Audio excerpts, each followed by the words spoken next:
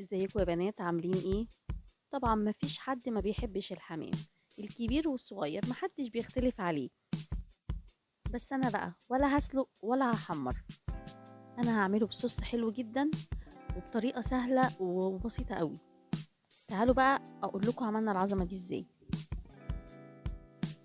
هنا جبت الحمام بتاعي يا بنات، طبعا مغسول حلو قوي بمية وملح ودقيق وليمون. وبعد كده بشرت كده بصلايه وحطيت عليها شويه ملح وفلفل ونقعته كده فيه شويه، ده تبلته شويه بيه.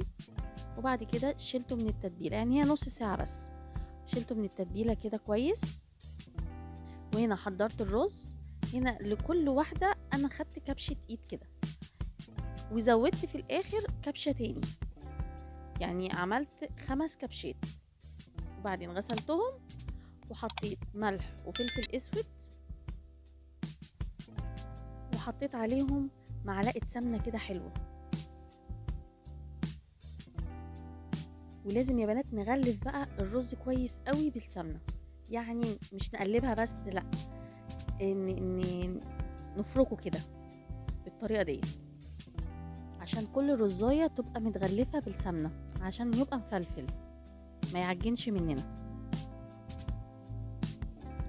بصوا بقى، انا هنا ما ورقتوش، يعني ما فتحتش عند الوراك بتاعته، عشان مش عايزاه يتفتح مني، عشان حاطه الرز ني. لكن لو انتي سويتي الرز نص سوا عادي تقدري تحشيه من تحت الجلد عادي. بصوا انا هنا مش عايزه املاه، يعني انا عايزاه يبقى فيها فراغ شويه، عشان الرز لما يكتر لما بيستوي بيكبر، فمش عايزينه يخلي الحمامه تفرقع مننا. بصوا هنا الرجل لازم يبقى فيها صوابع خفيفه كده علشان تقدر تمسك في بعضها، يعني ده مش انا مش سايباها كده، هي لازم تبقى كده. وبعدين بقى نبتدي نحشي كده الزور بتاعه. هنا بصوا كنت هنسى ديت، يعني لازم انسى حاجه. هنا الكبده والقنص بتاعتها لازم احطها في الاخر كده، بتخلي مفيش رز ينزل خالص في الصوص بتاعها.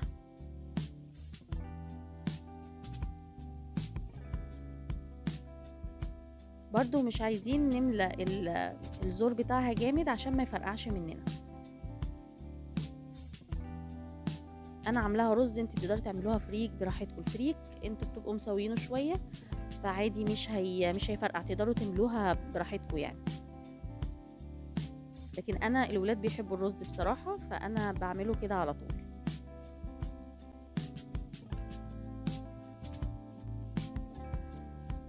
بصوا هنا بقى تقدروا تكتفوا كده الجناح بتاعها او تسيبوه براحتكم يعني.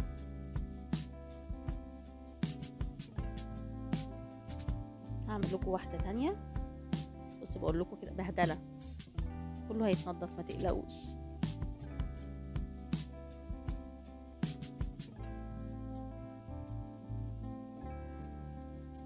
انا عايزه اوريكم ان بيبقى لازم يبقى فيه فراغ شويه، خلي بالكم من النقطه دي.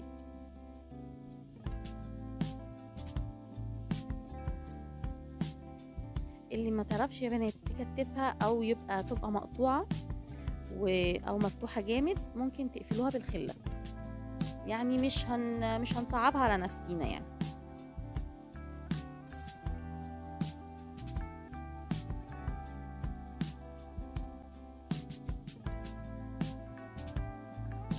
صدقوني يا بنات مفيش اسهل منه.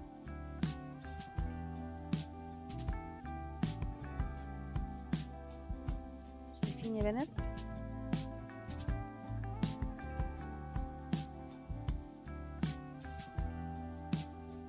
هخلص الباقي بقى وهرجع لكم. بصوا كده انا خلصتهم وشطفتهم كده مكان الرز، وتعالوا بقى نشوف هنعمل الصوص ازاي. انا حطيت كده برضو معلقه كبيره سمنه،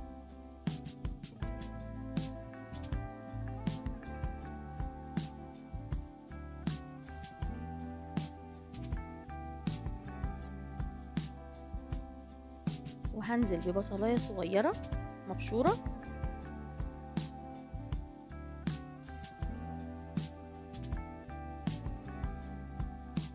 بالشكل ده.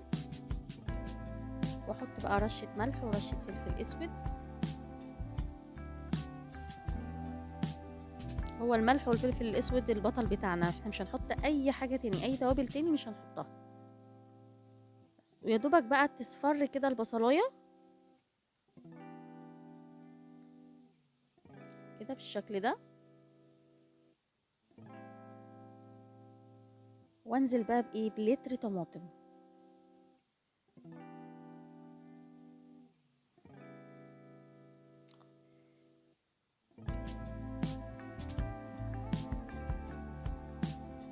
واحط برضو معلقة سكر كده عشان تعادل حموضة الطماطم.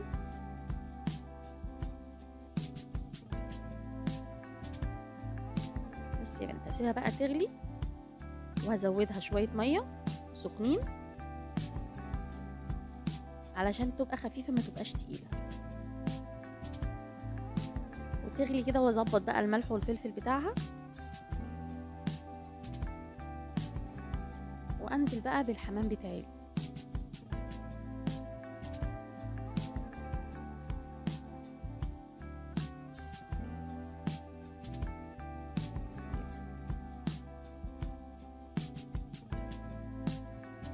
طبعا لو كترتي شوية يبقى تكتري برضو الطماطم، يعني لو عملتي كمية اكبر نكتر شوية الطماطم. طماطم معصورة ومتصفية يا بنات.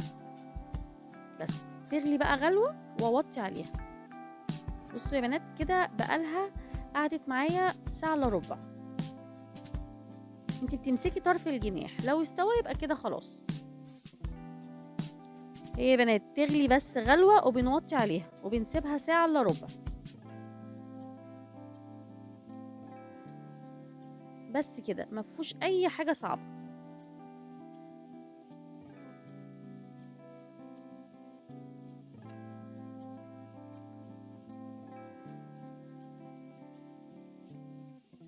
اطلعهم بقى كلهم كده في صينية. انا مش عايزة بس ابهدله، عشان كده ايه بطلعه بحذر. واديله كده رشة ملح وفلفل اسود، واحطه يا بنات تحت الشواية بس ياخد لون.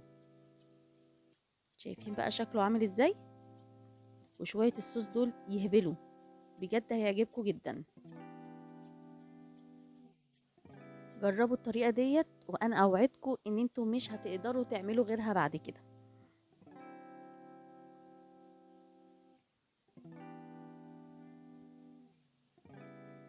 شايفين الصوص تحفة. والرز بقى بتاع الحمام يا بنات شارب كده من الصوص ده، يعني خطير، هيعجبكم جدا. وبألف هنا.